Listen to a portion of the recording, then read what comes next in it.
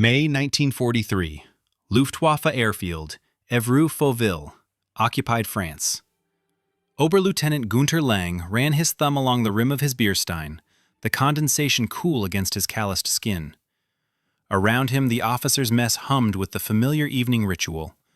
Laughter punctuated by the clink of glassware, cigarette smoke curling toward the rafters, someone badly playing Schumann on the upright piano in the corner. "They say the Americans are bringing heavy bombers now," said Lieutenant Fisher, young and eager, still sporting the pale tan line where his flight goggles sat. "4 engine jobs. B-17s. Lang permitted himself a thin smile. "Let them come. They'll learn what happened to the RAF when they tried daylight raids." He'd flown against the British in 1940, back when the Luftwaffe seemed invincible. That confidence had been tempered by 2 winters on the Eastern Front, the kind of experience that carved lines into a man's face and taught him the difference between bravery and survival. "Still," Fisher persisted, "the reports say..."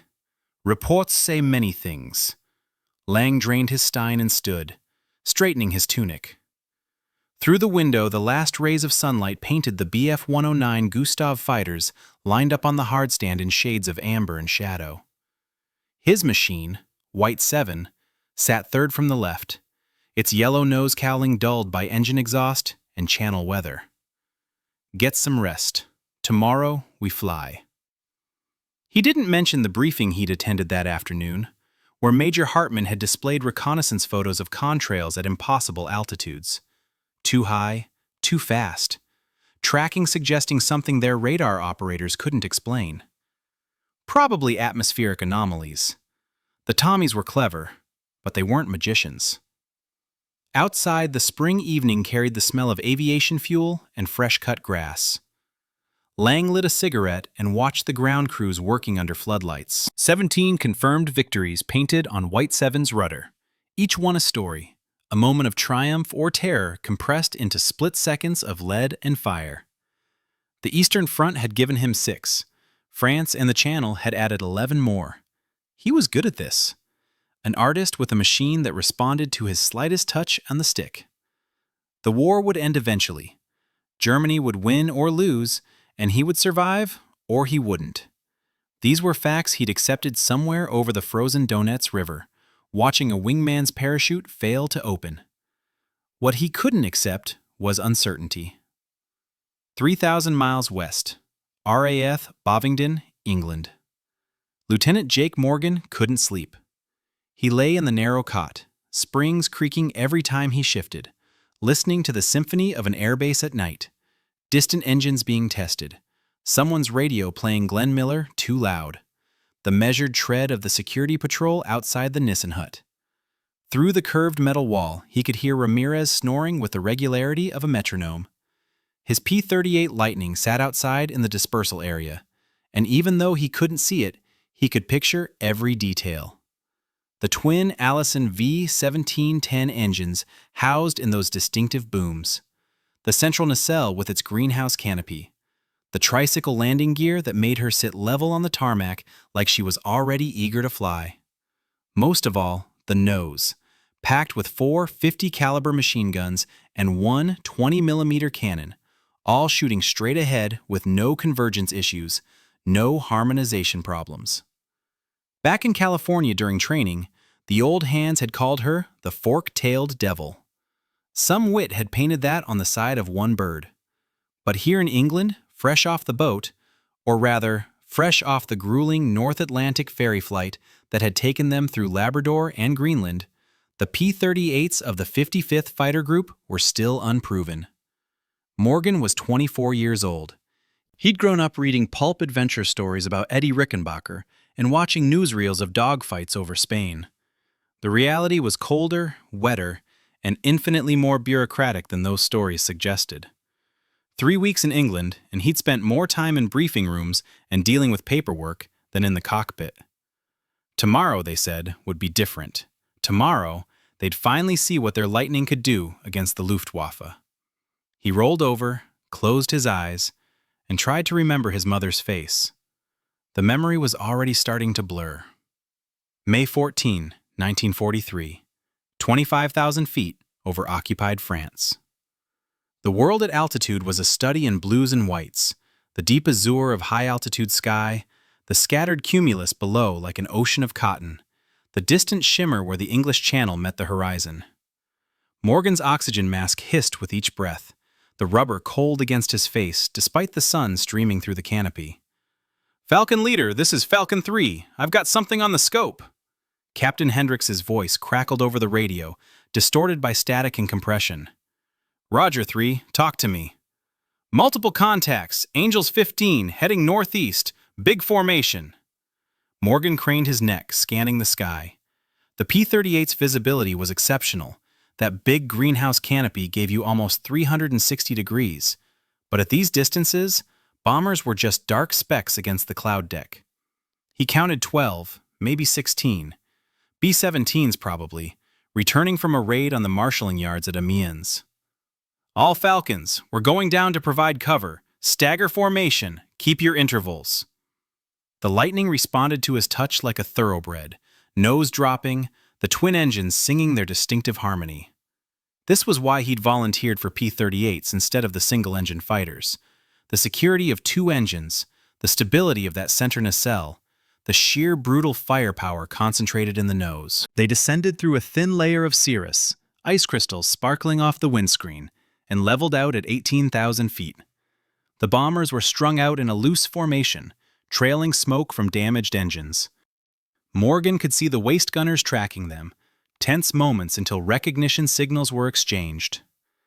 "Falcon Leader, we've got company, 4 o'clock high." Morgan snapped his head around. There, diving out of the sun, black crosses stark on silver wings. Messerschmitt 109s, maybe 6 of them, coming fast in a perfect textbook bounce. "Break right! Break right!" The world tilted as he threw the P-38 into a hard turn. G-forces pushed him into his seat, the horizon spinning. 109 flashed past, so close he could see the oil streaks on its cowling. Morgan hauled back on the yoke, lighting both engines' war emergency power. The Allisons screamed, turbo superchargers howling, and the Lightning clawed for altitude with a ferocity that would have torn the wings off a lesser plane. The German who'd missed him was trying to climb away, but altitude was the P-38's kingdom. Morgan rolled inverted, pulled through, and came down on the 109's 6 o'clock with all the accumulated potential energy of his superior position. His gloved finger found the trigger. The 20mm cannon thumped. A visceral heartbeat felt through the airframe. The 450s added their staccato voice, tracers arcing across the gap. The 109 staggered as if punched, pieces flying off its wing root, and then the fuel tanks went up in an orange-black fireball that Morgan had to swerve to avoid.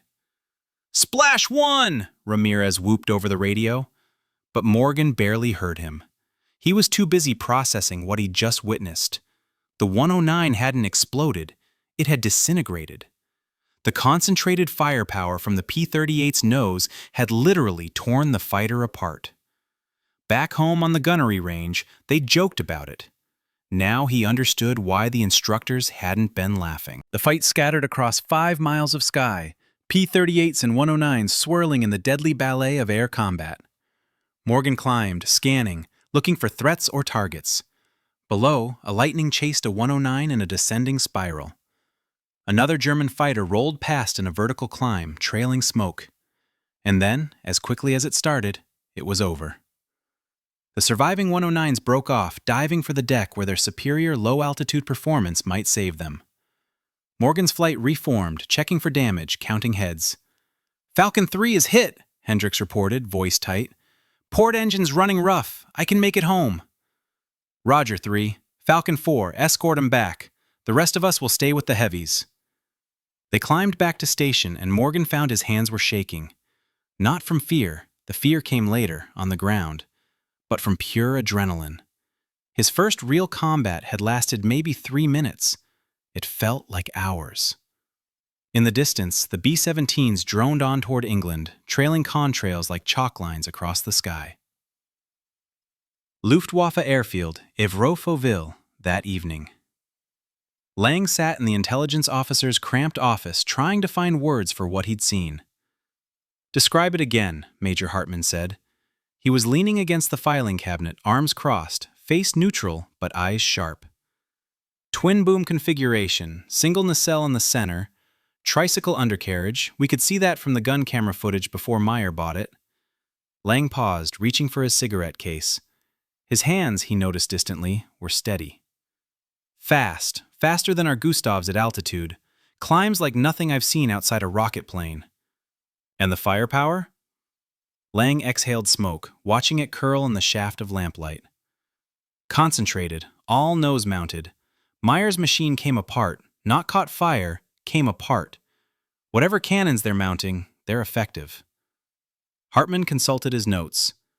"The recognition reports say it might be the P-38 Lightning, American design, Lockheed. Twin Allison engines rated at," he squinted at the paper, 1,475 horsepower each at war emergency power."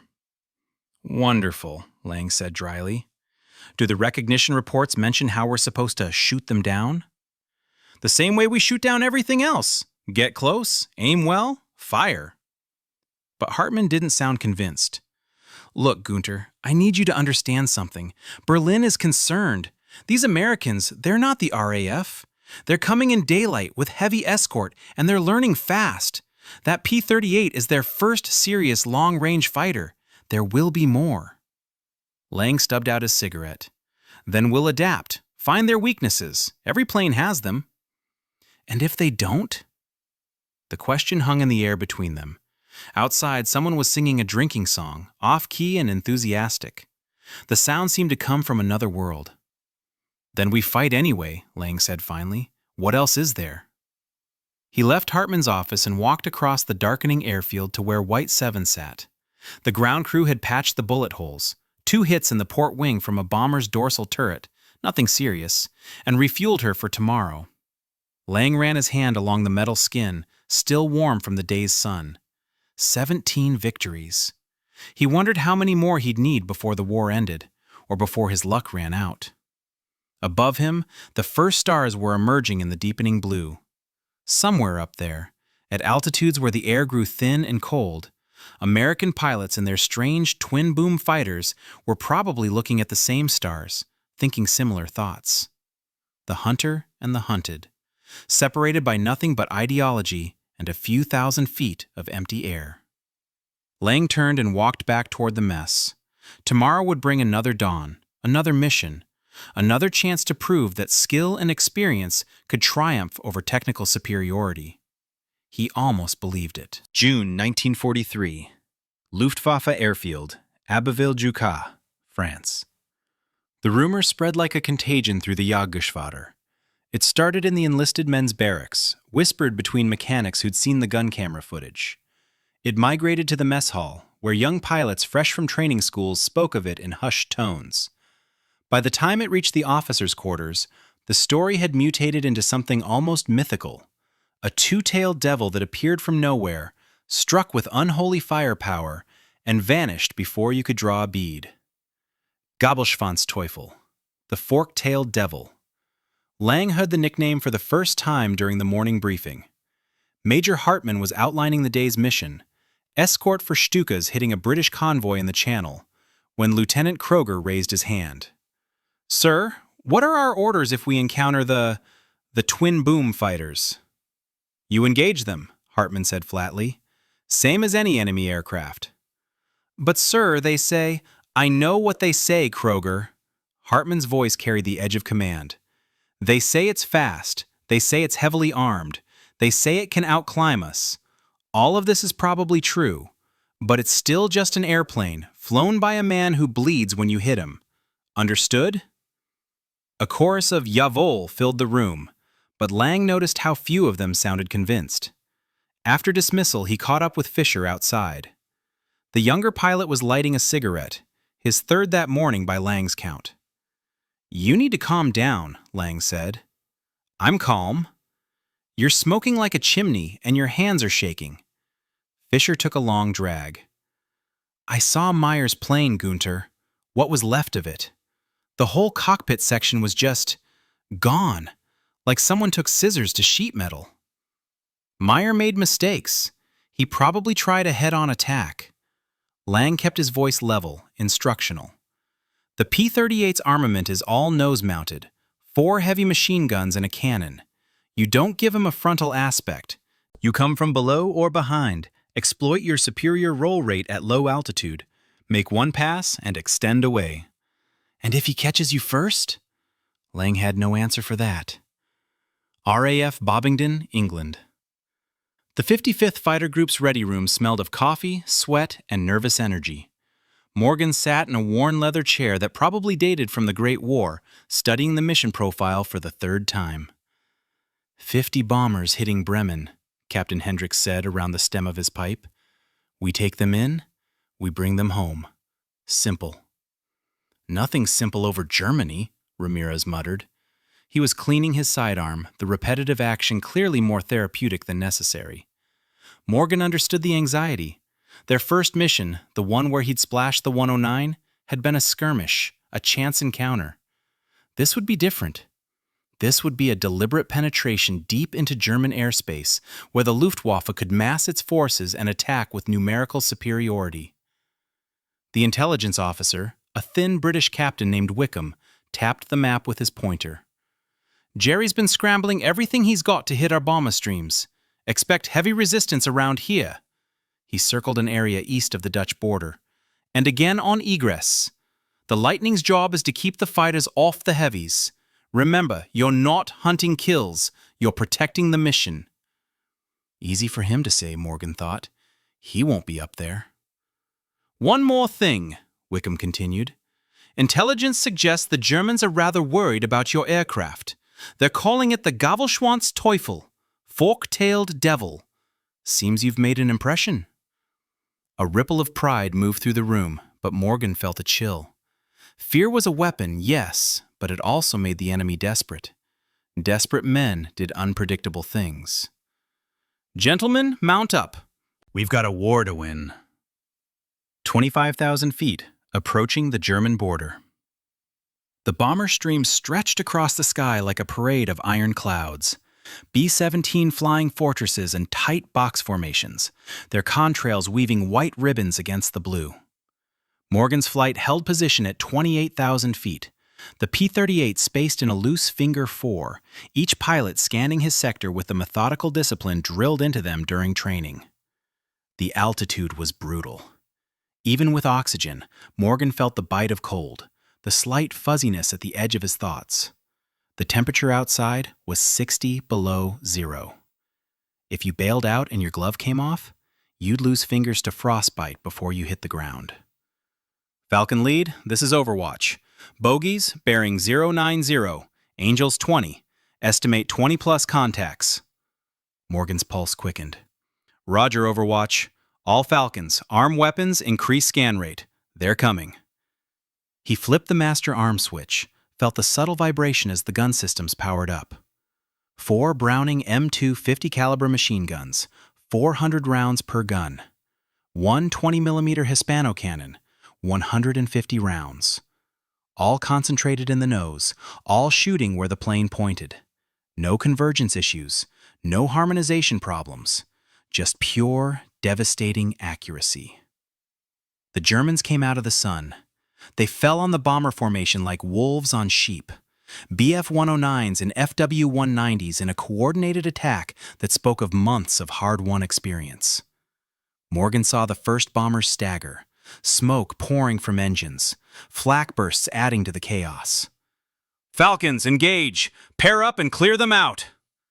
He pushed the yoke forward, and the Lightning responded instantly, diving with terrifying acceleration. The Allison engines roared, turbo superchargers screaming as they compressed the thin air.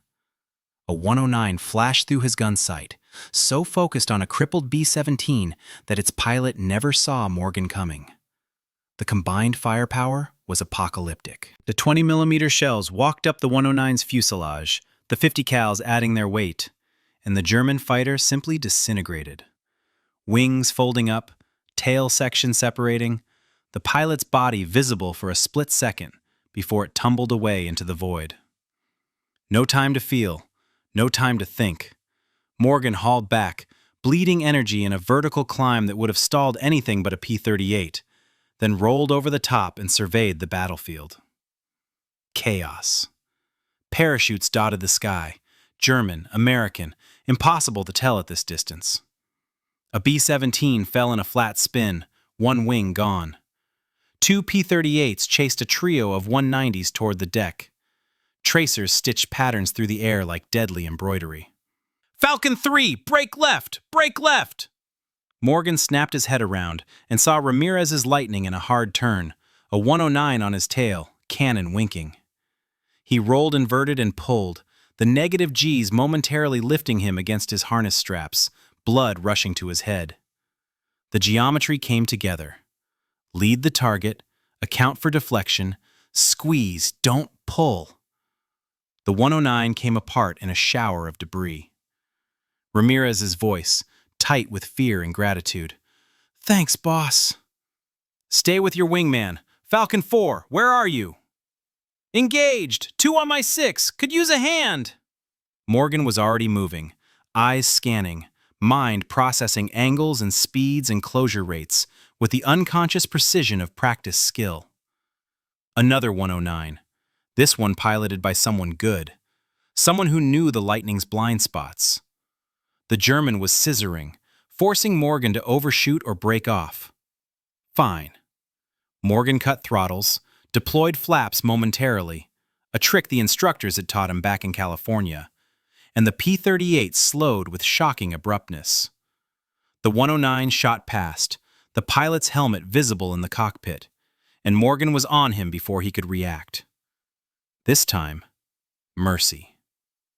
A short burst across the wing route, severing control cables, and the 109 rolled onto its back and spiraled away, pilot fighting a plane that no longer answered commands. Morgan watched him bail out, the parachute blooming white against the green patchwork of farmland below. The battle raged for another 10 minutes that felt like hours, then broke apart as suddenly as it had begun. The surviving German fighters dove away, and the bomber stream, depleted but intact, continued toward Bremen. Morgan's flight reformed, counting heads. "Falcon 2, report." "Port engine's running rough. I think I took some hits." "Can you make it home?" Yeah, I think so." "Falcon 4." Silence. "Falcon 4, respond." More silence. Morgan scanned the sky, looking for a parachute, a contrail, anything. But Lieutenant Henderson was gone, swallowed by the immensity of air and distance and war. "He went down fighting," Ramirez said quietly. "I saw him take 2 with him." Small comfort. Morgan keyed the radio. "All Falcons, we have wounded birds and low fuel. We're heading home. Maintain formation. Stay alert." The flight back to England felt longer than it should have. Morgan found himself replaying every decision, every maneuver. Could he have saved Henderson? Should he have positioned differently? The questions had no answers, but they gnawed at him nonetheless. Below, the English Channel glittered in the afternoon sun, indifferent to the drama playing out above it. Luftwaffe Airfield, Abbeville-Drucott, that evening. Lang walked among the empty revetments, counting the spaces where aircraft should have been. 5. 5 machines that hadn't come back from the day's mission. Not all losses to the P-38s. Flak had claimed 2. A collision with a bomber had taken another. But the twin-boom fighters had dominated the engagement. Their altitude advantage, their speed, their ability to dive on German formations and then climb away before effective retaliation. He found Fisher sitting on an ammunition crate, still in his flight suit, staring at nothing. "Hey," Lang said gently. Fisher looked up. His eyes were red. "They're everywhere, Gunter. Everywhere at once. You think you've got a shot lined up on a bomber, and suddenly there's one of those devils on your tail. And the tracer fire. Jesus! The tracer fire looked like a solid stream of light. You made it back. Hoffman didn't. Kruger didn't. That new kid? The one from Munich? What was his name? Weiss. Weiss. He didn't either. Fisher pulled out a cigarette with trembling hands, failed to light it on the first 2 tries. How do we beat them? Lang settled onto the crate beside him, lit his own cigarette, used it to light Fisher's. We adapt. The P-38 is fast and powerful, but it's not perfect. It handles like a truck at high speeds. The pilots are Americans, well-trained, but inexperienced. They make mistakes. Not enough mistakes. Then we'll force them to make more. Lang stood, flicked away his cigarette. Tomorrow, we try new tactics. Attacks from below, where we can extend away faster. Focus on the bombers. Make the Lightnings chase us instead of setting up their own attacks. Use clouds for concealment. Maintain energy discipline.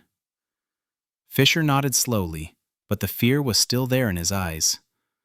Lang recognized it because he felt it too. A cold knot in his stomach that hadn't been there a month ago. The P-38 Lightning had changed the equation. The Luftwaffe still had superior pilots, superior tactics, years of combat experience. But for how long could skill compensate for a machine that could outclimb, outdive, and outgun anything Germany could field? He walked back to the officers' quarters, past the operations board where tomorrow's mission was already posted. Another escort duty. Another day of grinding attrition. In his room, Lang lay on his bunk and stared at the ceiling. Outside, he could hear voices. Pilots trading stories, ground crews working through the night to repair damaged aircraft, someone singing a melancholy folk song from the Rhineland. Sleep didn't come easily. When it did, he dreamed of twin-boom silhouettes diving out of the sun and the terrible sound of 20mm cannon fire tearing through aluminum and flesh. RAF Bovingdon, Officers' Mess. Morgan sat at the bar, nursing a whiskey that he wasn't really drinking. Around him, the night's festivities continued. Pilots celebrating survival, ground crews celebrating their bird's return, everyone carefully not mentioning the empty chairs. Henderson's chair, Thompson's chair, McCoy's chair. "You did good up there," Hendricks said, sliding onto the stool beside him. The captain's pipe smoke formed lazy spirals in the dim light. 2 kills confirmed, maybe a third as a probable. High command is pleased. Henderson's still dead. Yeah, he is. Hendricks took a long pull on his pipe. He knew the risks, we all do. But that P-38 of yours, our birds, they're changing things. The Germans are scared, Jake, really scared. That's worth something. Morgan finally took a sip of the whiskey, felt it burn down his throat. Worth 3 men? Worth saving how many bomber crews? Worth shortening the war by how many days? Hendricks leaned in, voice dropping. Look, I know it's hard. It should be hard. The day it stops being hard is the day you need to worry. But we're winning, Jake. Slowly, painfully, at terrible cost, but we're winning. And that lightning out there is a big reason why. Through the window, Morgan could see the dispersal area, the distinctive silhouettes of the P-38s parked in their revetments. Even at rest, they looked aggressive, predatory. Fork-tailed devils. He raised his glass. To Henderson. To Henderson, Hendricks echoed. They drank, and the war rolled on. Outside, mechanics worked under floodlights, patching holes, replacing hydraulic lines, preparing the machines for tomorrow's mission. The cycle continued. Takeoff, combat, landing, repair, repeat. Each day grinding away at both sides, wearing down men and machines in the brutal arithmetic of attrition. But the balance was shifting. In operations rooms across occupied France, Luftwaffe commanders studied reports and reconnaissance photos and lost statistics, and began to understand a fundamental truth. Air superiority, once taken for granted, was slipping away. The Americans had brought a new weapon to the European theater, and it was changing everything. September 1943, Luftwaffe Command Briefing, Deelen Airfield, Netherlands. The map on the wall was a tapestry of defeat. Red pins marked Luftwaffe losses. Blue lines traced American bomber routes that penetrated deeper into the Reich with each passing week. Black crosses indicated air bases overrun or abandoned. Major General Adolf Galland stood before it, pointer in hand, his expression carved from stone. "Gentlemen, we are losing the air war." The assembled officers shifted uncomfortably. Oberleutnant Lang, summoned to this conference as a representative of the operational squadrons, watched Galland's face and recognized the look of a man forced to speak truths that no one wanted to hear. "The P-38 Lightning has proven to be a formidable opponent," Galland continued. "Since June, it has been responsible for," he consulted his notes, "approximately 38% of our fighter losses over occupied territory. More significantly, its presence has forced us to modify our tactics in ways that reduce our effectiveness against the bomber formations themselves." A colonel from Jagdgeschwader 2 raised his hand. "Sir, with respect, our pilots are still superior. The Americans are learning, yes, but—" "Our pilots are superior when they can engage on their terms," Galland interrupted. "The P-38 denies us that luxury. It operates at altitudes where our fighters struggle. It possesses speed reserves that allow it to dictate engagement. Its firepower concentration means that even a brief firing opportunity can be catastrophic." He paused, letting the words sink in. "We are not losing because our men lack courage. We are losing because we are fighting at a disadvantage." Lang felt the truth of it in his bones. 3 months of daily combat had taught him respect for the twin-boom fighters. Respect, and something closer to dread. "What we need," Galland said, "is adaptation. New tactics, new strategies. I want recommendations from squadron commanders. I want analysis of P-38 vulnerabilities, and I want them within 1 week."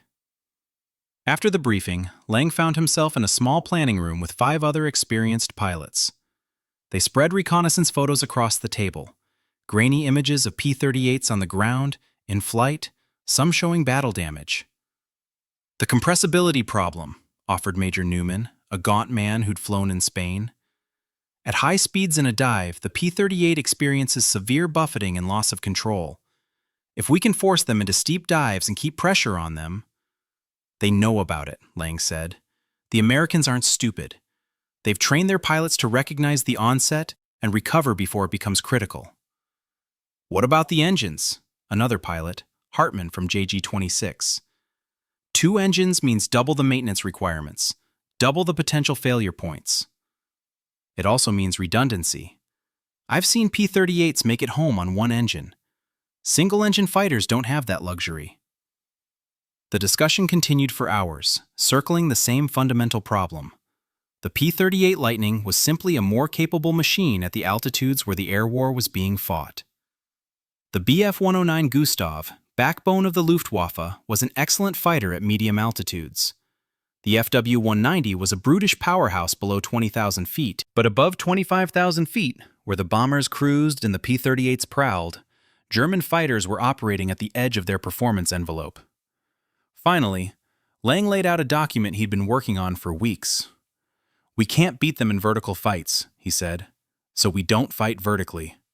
New doctrine: use altitude advantages for initial attack passes, then immediately dive away. Force them to follow us down, where our aircraft perform better. Attack in pairs or larger groups, never alone. Focus on bomber formations. Make the P-38s react to us rather than setting their own terms." "Hit and run," Newman said thoughtfully. "Exactly. The Gabelschwanz-Teufel is a hunter. We stop being prey and become something more dangerous. We become a problem they can't solve with simple pursuit." Hartman nodded slowly. "It could work. But it requires iron discipline. No heroics, no dogfighting, no trying to turn with them." "That's right. We trade glory for survival. We trade individual victories for collective effectiveness." Lang looked at each man in turn. "Can your pilots do it?" The question hung in the air.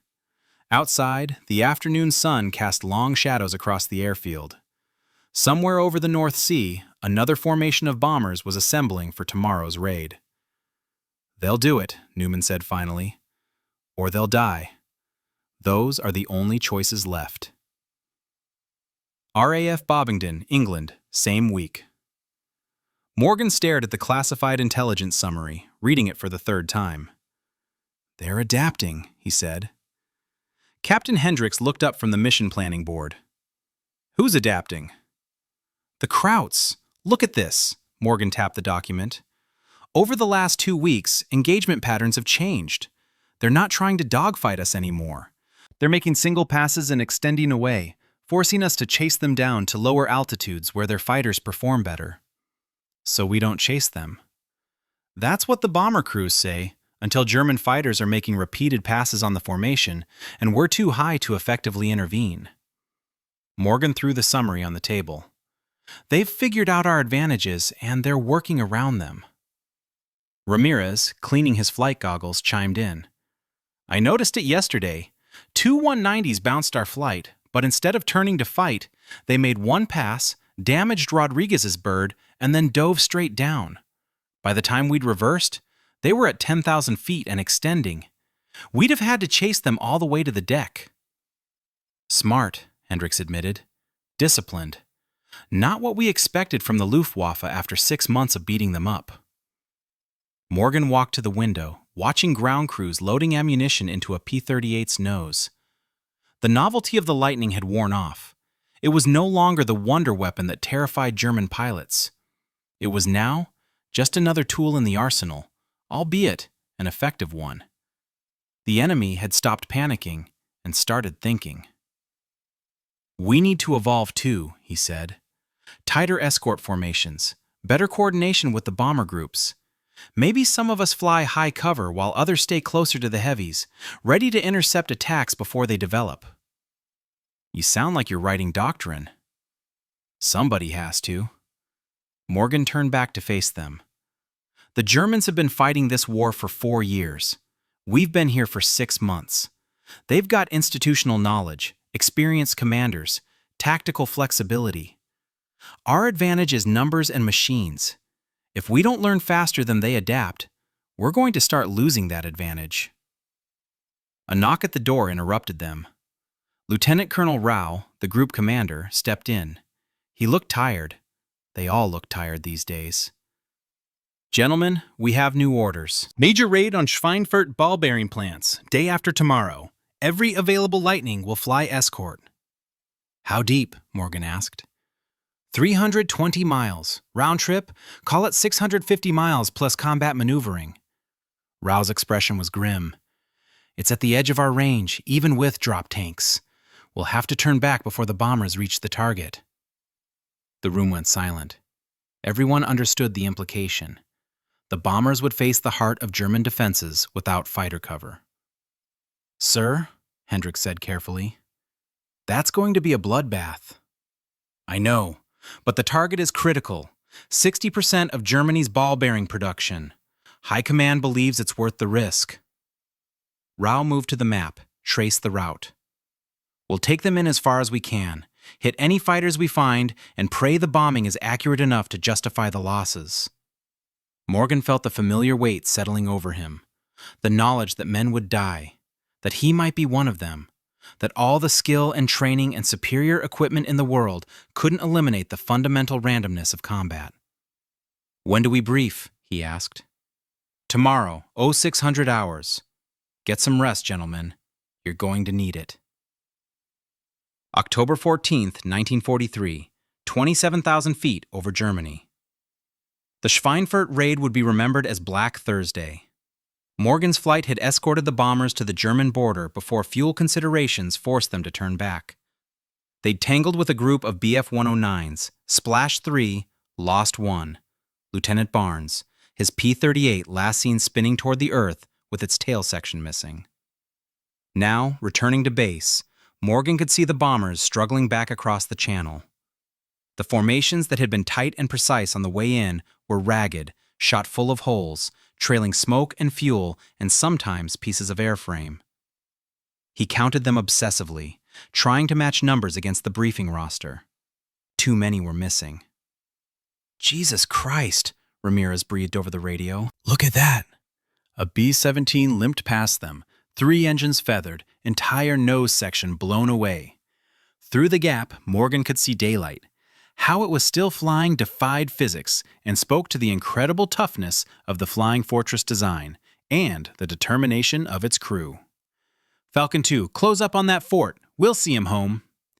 They shepherded the wounded bomber across the channel, chasing away 2 opportunistic FW-190s that tried to finish it off.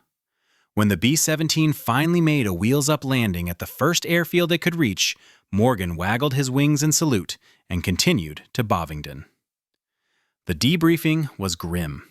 Intelligence officers tallied losses: 60 bombers out of 291 dispatched, 600 men dead, missing, or captured.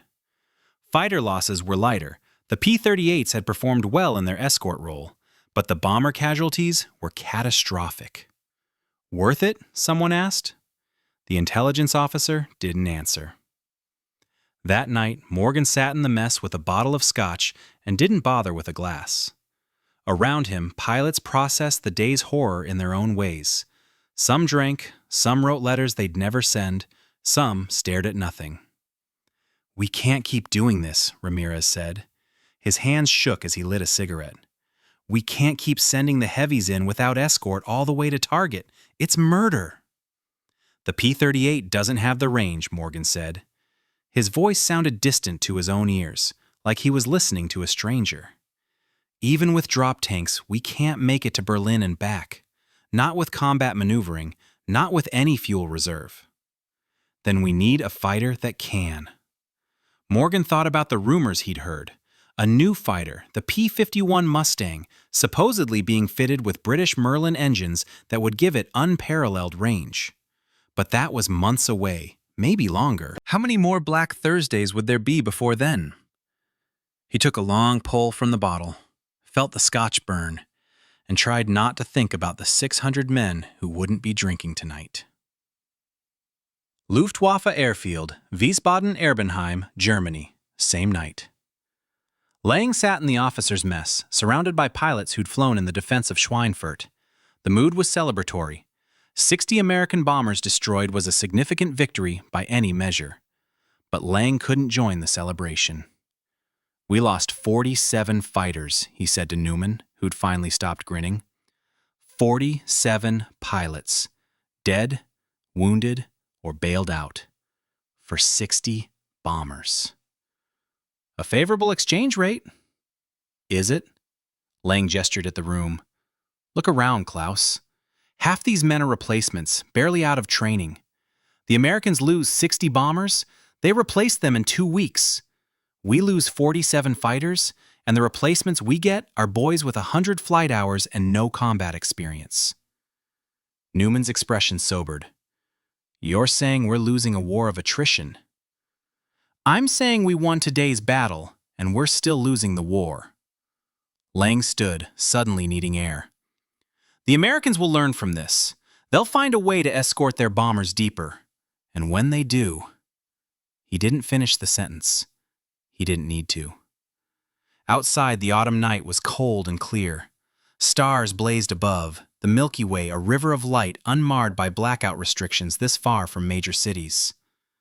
Lang thought about all the nights he'd spent looking at these same stars, in Spain, in France, over Russia, now here in the heart of the Reich.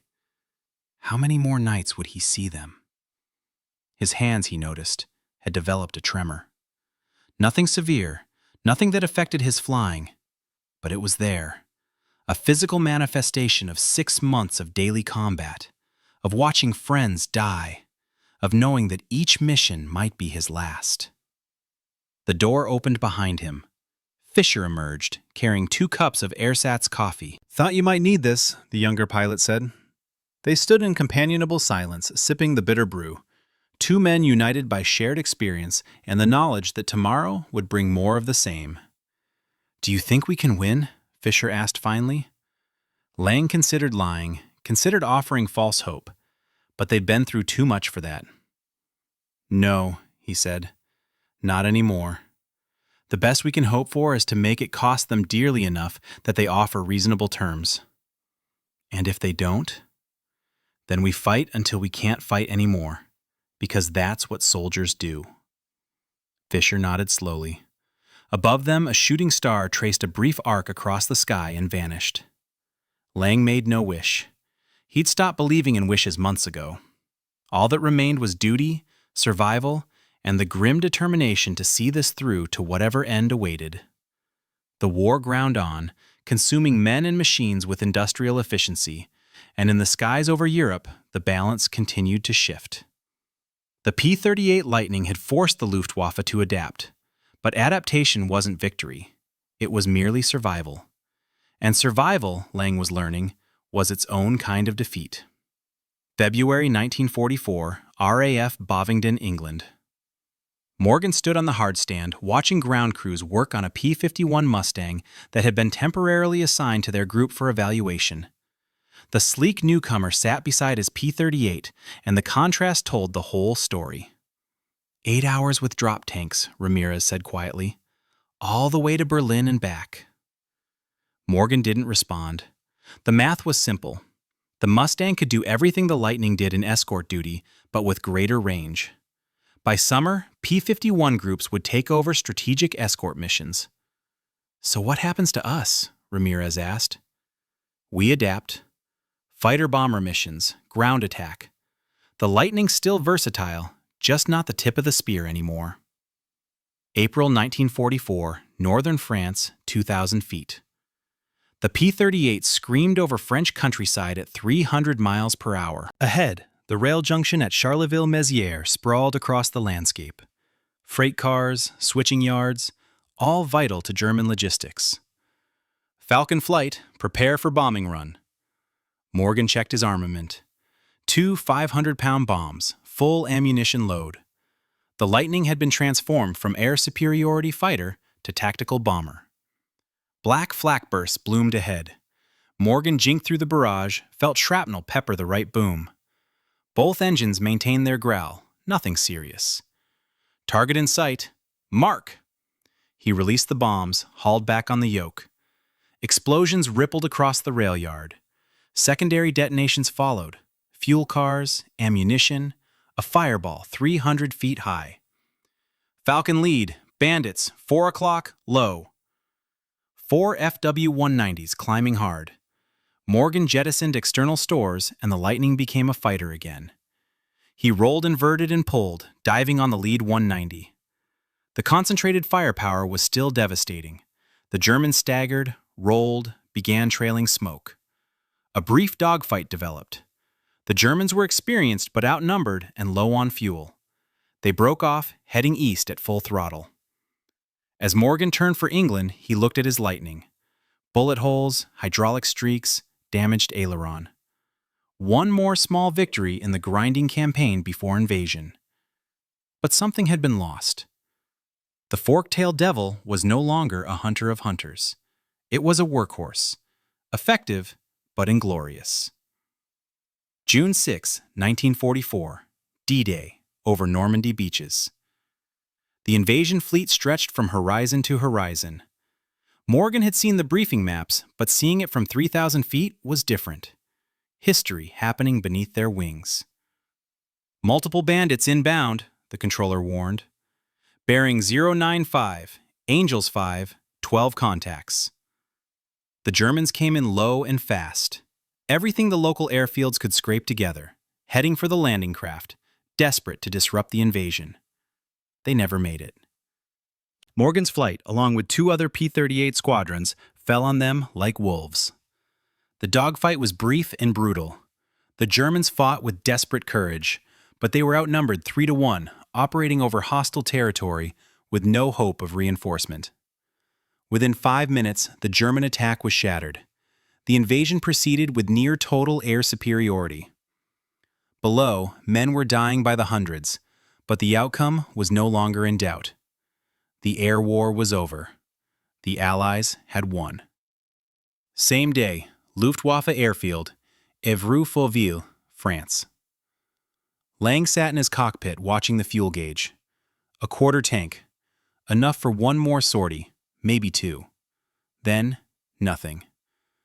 "We're being ordered up again," Fisher said. "Another attack on the beaches." "With what? We have 9 operational fighters, 9, against hundreds of Allied aircraft." "Orders are orders."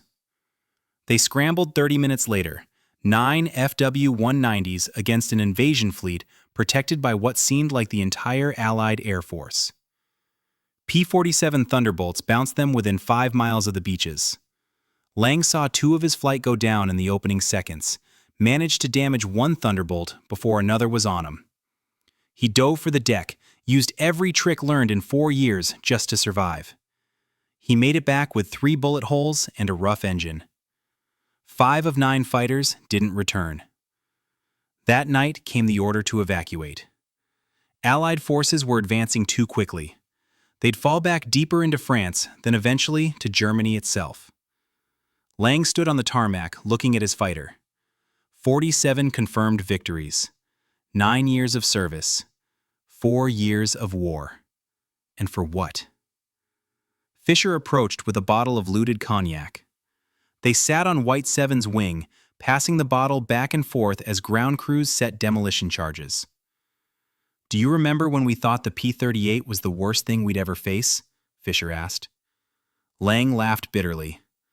"The Lightning was the first, though. The first time we realized we weren't invincible. The first time the Americans made us understand." They finished the bottle as the airfield began to burn. Tomorrow they'd fly east, toward Germany, toward the inevitable end. August 1944, RAF, Honington, England. Colonel Rao pinned the Distinguished Flying Cross to Morgan's uniform. 11 confirmed victories and outstanding leadership. You've earned this, Captain." "Thank you, sir." "You'll lead the new squadron. Fresh pilots, P-51s. We've got missions all the way to Berlin." That night, Morgan thought about his old P-38. He'd named her Patricia.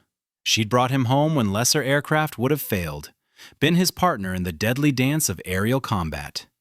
Now she was gone, replaced by a sleeker, faster machine that was objectively superior. But the Lightning had been special. The first American fighter to truly challenge Luftwaffe supremacy.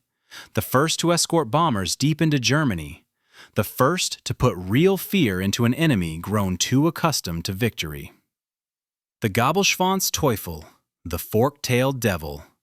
Its moment had passed, superseded by new technology. That was the nature of war. Nothing stayed relevant forever. But Morgan would never forget his first fighter, or the months when it had been the most feared aircraft in European skies.